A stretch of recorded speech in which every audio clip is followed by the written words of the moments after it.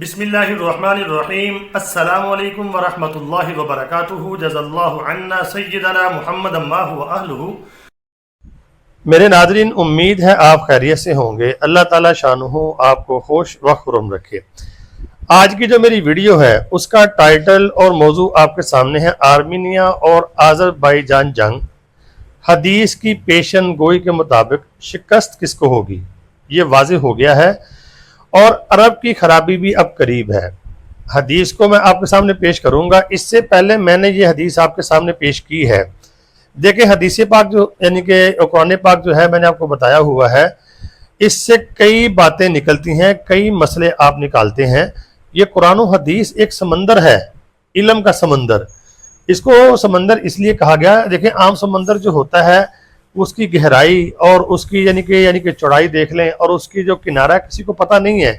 اس کو اس لیے علم کا سمندر کہا جاتا ہے قرآن و حدیث کو۔ قرآن و حدیث میں جب انسان یعنی کہ اس کی تشریح میں جاتا ہے تو اس کے علم کے اندر، علم کے سمندر کے اندر غوطہ لگاتا ہے تو بڑے بڑے مسائل نکلتے ہیں اور بڑی بڑی باتیں آپ کے سامنے آتی ہیں۔ جس کو اللہ چاہتا ہے اس کو یہ حکمت عطا کرتا ہے۔ سمندر سے کیسے ہیرے جواہرات نکلتے ہیں۔ تو میرے ناظرین، اسی طرح قرآن و حدیث سے، قرآن و حدیث کے سمندر میں غوطہ لگانے سے جس کو اللہ توفیق دیں تو بہت سی باتیں سامنے آتی ہیں۔ میں نے پچھلی ویڈیو میں آپ کے سامنے ایک حدیث پاک پیش کی تھی، حضرت کعب کی روایت تھی، وہ یہ آپ کے سامنے آ گئی ہے۔ حضرت کعب فرماتے ہیں، جزیرت العرب خرابی سے محفوظ رہے گا جب تک کہ آرمینیا خراب نہ ہو جائے۔ پہلی بات یہاں سے یہ سمجھیں کہ عرب کی خرابی کے بارے میں یہ کہا گیا ہے کہ جب آرمینیا خراب ہو جائے گا تو سمجھ لیں جزیرت العرب جو ہے وہ خرابی سے محفوظ نہیں رہے گا، بلکہ اس کی خرابی بھی یقینی ہے۔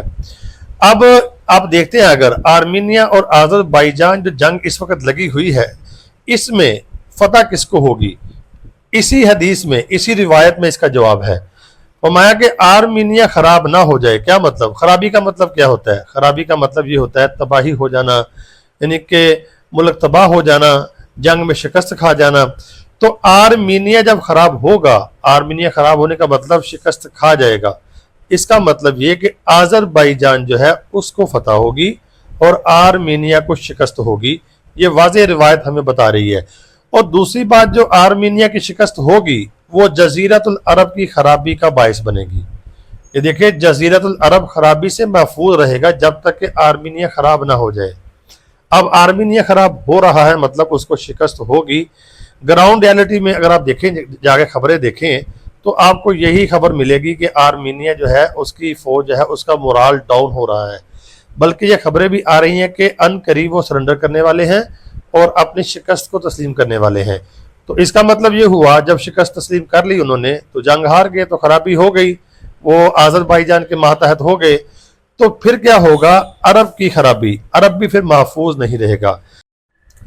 تو اب ہمارے ذہن میں یہ بات آئے گی، عرب کیسے خراب ہوگا؟ آپ یقین کریں، میں آپ کو ایک بات بتاتا ہوں میرے ناظرین۔ آج سے تقریباً 1.5 سال پہلے یہ میں نے روایت پڑھی تھی۔ تو جب میں نے یہ روایت پڑھی تو آرمینیا کی خرابی کے بارے میں تو میں بڑا سوچتا تھا کہ یار آرمینیا کہاں پہ ہے، عرب کہاں پہ ہے، یہ خرابی کیسے ہوگی؟ مجھے سمجھ نہیں آ رہی تھی۔ یقین کریں، جب آذربائیجان اور آرمینیا کی جنگ لگی تب یہ بات سمجھ آئی، تب یہ روایت سمجھ میں آئی کہ اوہو، یہ تو بالکل من و ان پوری ہو گئی ہے۔ تو ایسے ہی ہمیں لگ رہا ہے ابھی کہ مصر کی خرابی یا عرب کی خرابی ابھی کیسے ہوگی، وہ تو خوشحال ہیں۔